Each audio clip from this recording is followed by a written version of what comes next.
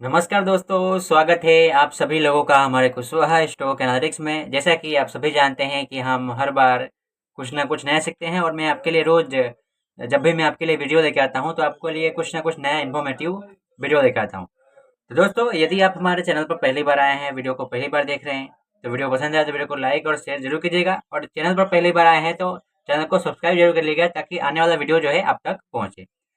तो दोस्तों, आज का टॉपिक जो है बहुत इंटरेस्टिंग होने वाला है। इंटरेस्टिंग इसलिए होने वाला है क्योंकि आज मैं आपको कुछ नया बताने वाला हूँ। ऐसे तो नया तो रोज बताता हूँ, जब जब भी आपके लिए मैं सेशन लेके आता हूँ तो कुछ ना कुछ नए टॉपिक का चर्चा करते हैं, उसके बारे में कुछ नया सीखते हैं। तो दोस्तों, आज का टॉपिक है कि शेयर होल्डिंग्स पैटर्न्स के बारे में आज हम बात करेंगे कि शेयर होल्डिंग्स पैटर्न्स जो होते हैं वो हमारे लिए किस प्रकार की जो है एक महत्वपूर्ण भूमिका जो है अदा करते हैं, उसके बारे में आज हम बात करेंगे। तो शेयर पैटर्न्स होल्डिंग्स को जानने से पहले सबसे पहले कुछ जार्गन्स हैं उसके बारे में बात करेंगे, जैसे कि बहुत ही वर्तमान समय में बहुत ही यूज होता है। तो सबसे पहले F I S D I S होता है, ठीक है। ये जो दो जार्गन्स हैं ये आजकल बहुत ही स्टॉक मार्केट में जो है इसका यूज हो रहा है। और इसका मतलब जो है शायद आपको नहीं नहीं पता हो या फिर पता भी हो, कोई बात नहीं, मैं उसको दोहरा देता हूँ। तो दोस्तों, यहाँ पे एफ आई आई एस का मतलब क्या होता है और डी एस का मतलब क्या होता है, उसको स्टेप बाय स्टेप समझेंगे। तो सबसे पहले बात करते हैं कि शेयर होल्डिंग्स पैटर्न ये हमें कहाँ पे देखने को मिलेगा। जैसे कि आप किसी भी ब्रोकर का प्लेटफॉर्म यूज करते हैं, ठीक है, किसी भी ब्रोकर का प्लेटफॉर्म यूज करते हैं, तो आप उसके किसी भी, मान लीजिए कि आपने किसी भी स्टॉक को सेलेक्ट किया कि हाँ मुझे इस स्टॉक के बारे में एनालिसिस करना है, ठीक है। तो जैसे ही आप उस स्टॉक पर क्लिक करते हैं तो आपके पास ऑप्शन आता है, आप चार्ट देख सकते हैं, आप स्टॉक के बारे में डिटेल्स देख सकते हैं। तब आप स्टॉक डिटेल्स पर क्लिक करेंगे ना दोस्तों, तो वहाँ पे आपको फंडामेंटल जो है वहाँ पे कैटेगरी, वहाँ पे आपको जाना होगा। फंडामेंटल कैटेगरी में दोस्तों वहाँ पे हमें एक चार्ट की तरफ जो है बना हुआ दिखाई देगा, एक सर्कल जो है, सर्कल की तरफ जो है हमें, सर्कल कैसा होता है उस टाइप का हमें बना होगा। उसमें एफ आई एस का कितना होल्डिंग है, फिर डी आई एस का कितना होल्डिंग है, रिटेल ट्रेडर का कितना होल्डिंग है, म्यूचुअल फंड का कितना होल्डिंग है, एल आई सी एजेंसीज का कितना होल्डिंग है, उसके बारे में उसमें जानकारी दी गई है। और वहाँ पे उसमें रिटेल ट्रेडर जो है इसमें किस प्रमाण में है उसके बारे में वहाँ पे बताया गया है। तो इसको हम थोड़ा सा आसान शब्दों में समझें, ठीक है। तो सबसे पहले बात करते हैं शेयर होल्डिंग पैटर्न्स, ठीक है। तो दोस्तों, शेयर होल्डिंग पैटर्न से ये इस प्रकार का एक पैटर्न होता है जिसमें एफ आई एस होता है, एफ आई एस होते हैं, डी आई एस होते हैं और अन्य जो है इंस्टीट्यूशंस होते हैं। इस डेटा को देखकर हमें किस प्रकार की जानकारी मिलती है उसके बारे में बात करते हैं। इस डेटा को देखकर हमें ऐसी जानकारी मिलती है, इस डेटा, जैसे कि इस डेटा, ये डेटा को हम देखते हैं तो हमें एक व्यू मिलता है कि हमें यहाँ पर अपना डिसीजन जो है किस प्रकार से बनाए रखना है और वहाँ पे हम किस प्रकार से डिसीजन बनाएं ताकि हमारे लिए जो है डिसीजन जो है कहे तो एक सार्थक हो, ठीक है। तो यहाँ पे ज़रूरी ये है कि यहाँ पे जो शेयर होल्डिंग्स पैटर्न होता है इसमें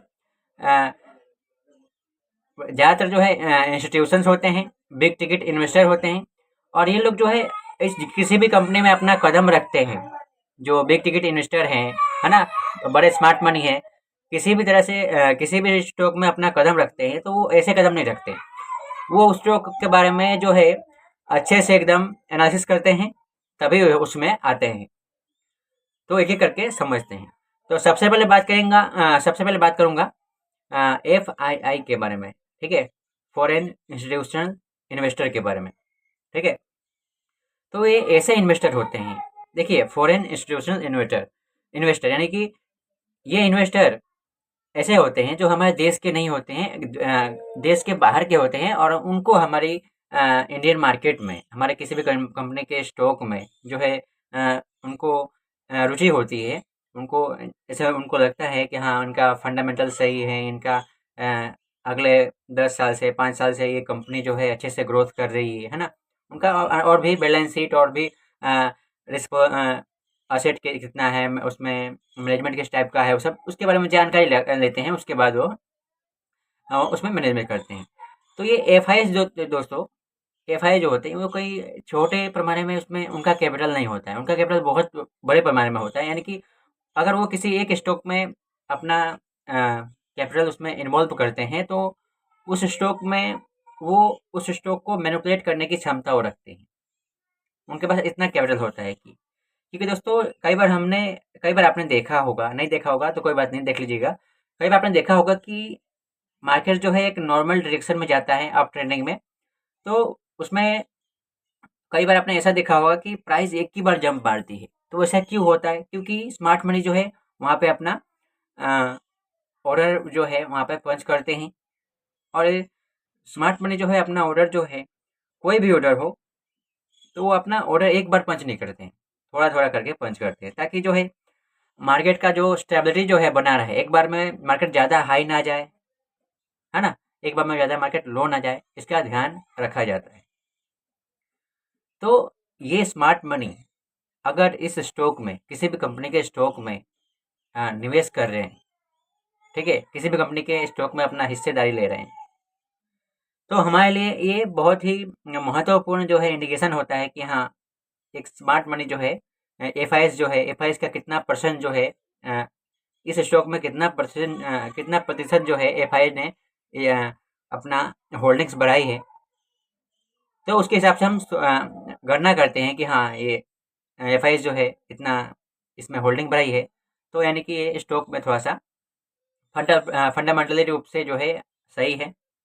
तभी, क्योंकि एफआईएस जो होते हैं उनका होल्डिंग ऐसे ऐसे ही नहीं बढ़ जाता, क्योंकि वो पूरा स्टॉक को देखते हैं ऊपर से नीचे तक, पूरा उसमें एनालिसिस करते हैं। हम लोग तो कुछ नहीं करते, हम लोग तो एक खाली प्राइस एक्शन को देखकर, खाली छोटा मोटा फंडामेंटल्स को देखकर या फिर इंडिकेटर का यूज़ करके हम एनालिसिस करते हैं। लेकिन उनकी एनालिसिस जो है एक नेक्स्ट लेवल की होती है, वो पूरा कंपनी से परिचित होते हैं, ठीक है, उनके कर्मचारी परिचित होते हैं, उनके प्रोडक्ट से परिचित होते हैं। अब बात करते हैं डीआईएस के बारे में। तो जैसे एफआईएस जो है बाहर के कंट्री के इन्वेस्टर होते हैं, उसी प्रकार ये डीआईएस जो है ये कंट्री के अंदर के इन्वेस्टर होते हैं, यानी कि देश के अंदर के इन्वेस्टर होते हैं।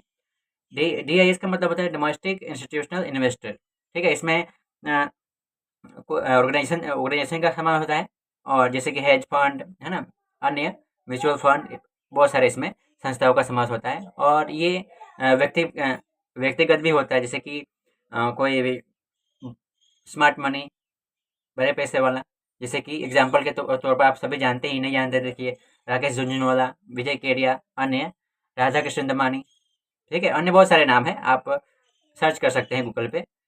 तो ये जो है देश के अंदर के हैं, और एफआईएस जो होते हैं देश के बाहर के इन्वेस्टर होते हैं, ठीक है। अब इसमें देखिए प्रोमोटर्स का समावेश होता है।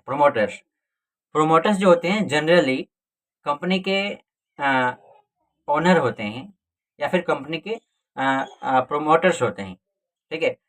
तो हम ऐसा अनुमान लगाते हैं, हमारा ऐसा परसेप्शन होता है कि कंपनी में यदि किसी प्रमोटर्स का योगदान मैंने आज तक अभी तक एनालिसिस किया, तो मैंने जब भी चार्ट को देखता हूँ, जब भी मैं एनालिसिस करता हूँ, तो जिस किसी स्टॉक में प्रोमोटर्स जो है ज़्यादा मात्रा में अपना उसमें होल्डिंग बढ़ाए, तो इसका मतलब ये है कि वो स्टॉक जो है, देखिए प्रोमोटर्स कौन होगा, या तो वो कंपनी का फाउंडर होगा, या तो वो कंपनी का सीईओ होगा, या फिर उस कंपनी के बारे में, है ना, उसको अच्छे से पता होगा, तभी वो उसमें इन्वेस्ट करेगा। तो कोई भी प्रोमोटर्स जो है उसमें अपना होल्डिंग बढ़ाता है, तो उसके कई सारे कारण होते हैं, ठीक है। उसने फंडामेंटली देखा होगा, उसने टेक्निकल एनालिसिस का यूज किया होगा, उसने अन्य बहुत सारे उसमें कंपनी के अन्य बहुत सारी चीज़ों से वो परिचित होगा, ठीक है। हमारे जैसे नहीं कि हम खाली चार्ट के ऊपर बात करते हैं और खाली इंडिकेटर के ऊपर बात करते हैं, या फिर जो हमें क्लू मिलता है उसके ऊपर हम अपना डिसीजन मेकिंग करते हैं, है ना, प्राइज एक्शन को देखकर। तो इसमें प्रोमोटर्स का योगदान बहुत है, क्योंकि प्रोमोटर्स से ही हमें पता चलता है कि हाँ, इसमें किस प्रकार का जो है इसमें हमें अपना परसेप्शन रखना है। और उसमें LIC कंपनियों का समावेश होता है, म्यूचुअल फंड का समावेश होता है। ठीक है, म्यूचुअल फंड में देखिए दोस्तों, कंपनी का शेयर जो होता है अन्य म्यूचुअल फंड के को जो है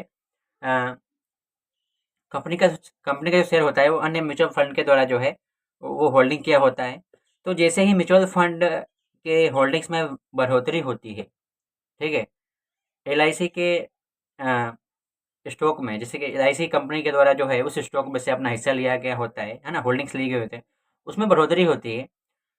तो एक सिंपल वर्ड में कहें, जब हमें ऐसा चार्ट को देखकर हमें ऐसा अनुमान लगता है, हमें ऐसा आभास होता है कि मार्केट में जो है निरंतर जो है FIIs, ठीक है, FIIs और DIIs, म्यूचुअल फंड, इंश्योरेंस कंपनियां और अन्य जो है वो अपना जो है दिन प्रतिदिन, ठीक है, क्वार्टरली मंथली अपना जो है होल्डिंग्स बढ़ा रही हैं, तो उसमें हमें एक कन्विक्शन मिलता है कि नहीं, ये स्टॉक में कुछ है, कुछ खास है।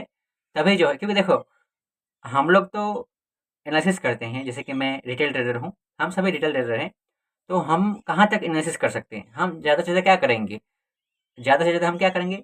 प्राइस चार्ट को देखेंगे, ठीक है, टेक्निकल एनालिसिस आती है वो भी करेंगे, इंडिकेटर का यूज़ करेंगे, यदि हमने किसी इंडिकेटर पर मास्टरी कर रखी है तो उसका यूज़ करेंगे, और हम प्राइस पैटर्न हमें आता है तो प्राइस पैटर्न का यूज़ करेंगे, ठीक है। तो इसका यूज़ करके हम वहाँ पे ट्रेड करेंगे। लेकिन जो स्मार्ट मनी है उनका तो एक अपर लेवल नॉलेज होता है।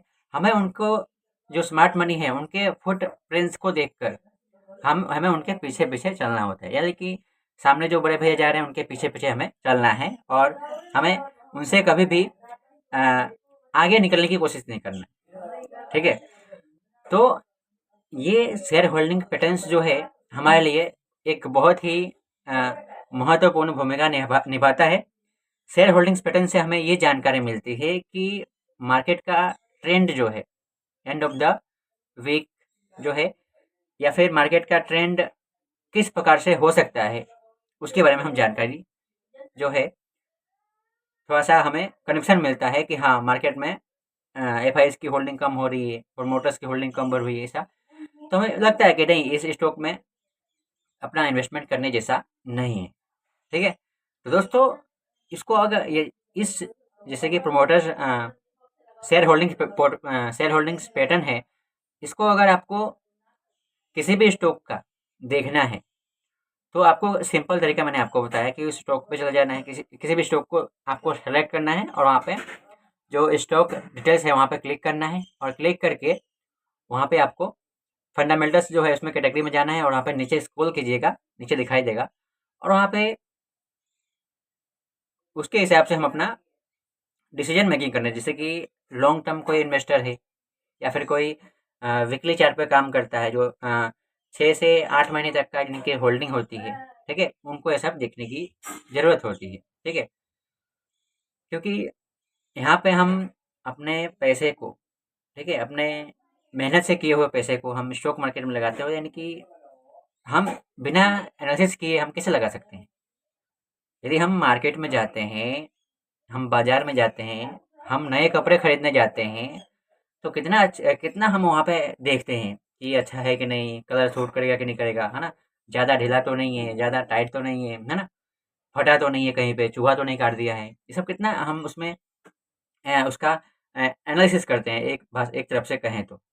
तो हम किसी भी स्टॉक को लेते हैं तो ऐसे आँख बंद करके थोड़ी ले लेंगे, हम वहाँ पे एनालिसिस करेंगे। हम उसके उम, अ, एसेट देखेंगे कंपनी के, है ना? कंपनी पिछले 3 या 4 साल से उसका P&L क्या कर रहा है? कंपनी प्रॉफ़िट में है कि नहीं? ये भी ज़रूरी है ना? ऐसे ही थोड़ी हम इन्वेस्ट कर देंगे। तो ये सब बातों का ध्यान रखा जाता है इन्वेस्टिंग के समय। तो दोस्तों, आज के लिए इतना ही। मिलते हैं एक अगले वीडियो में, तब तक के लिए जय हिंद।